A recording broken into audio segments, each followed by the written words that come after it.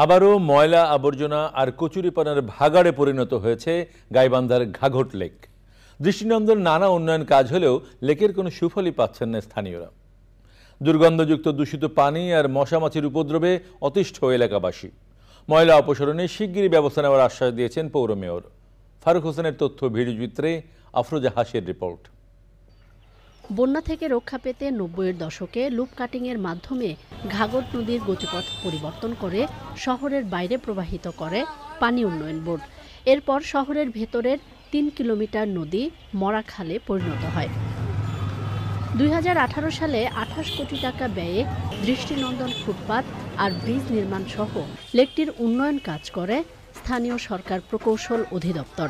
এখানে আমাদের এই ৫৪ মিটার ৪৫ মিটার ব্রিজ দুটি নির্মাণের ফলে এই এলাকার যে বিনোদনের যে সুবিধাটা ছিল না সেটা অনেকাংশে পূরণ হয়েছে। তবে কয়েক বছরের মধ্যেই কচুরিপানা আর ময়লা আবর্জনায় ম্লান হয়ে গেছে খালটির সৌন্দর্য। কচুরিপানার কারণে আমরা এই ঘাঘট লেকের পাশে যারা বসবাস করি তারা আমরা সন্ধ্যার পরে বাইরে বসতে পারি না। ঘাঘট লেক আর না, এটা মশা তৈরির একটা ফ্যাক্টরি হয়েছে বাবা। এই লেকটা দিয়ে আরো মনে করেন নষ্ট হয়ে গেছে এগুলো আশেপাশে ময়লা দিয়ে। আমরা চাই যে এগুলো ময়লা পরিষ্কার হইলে এখানে দুইজন মানুষ এসে বুঝতে পারবে। অতিরিক্ত নোংরা আর আমরা এখানে কাজ করতে পারতেছি না। আমাদের খুবই কষ্টকর, আমাদের মনে করেন কাপড় চোপড় ধোয়া গোসল করা খুবই কষ্টকর। আমাদের কথা ছিল পৌরসভার যে এই লেকটিকে একটা আঞ্চলিক পর্যটন স্থানে পরিণত করা, যেখানে দূর দূরান্ত থেকে মানুষ এখানে আসবে, এখানে পিকনিক স্পট হিসেবে গড়ে তোলার কথা ছিল, কিন্তু তার এখনো চিহ্ন দেখা যাচ্ছে না।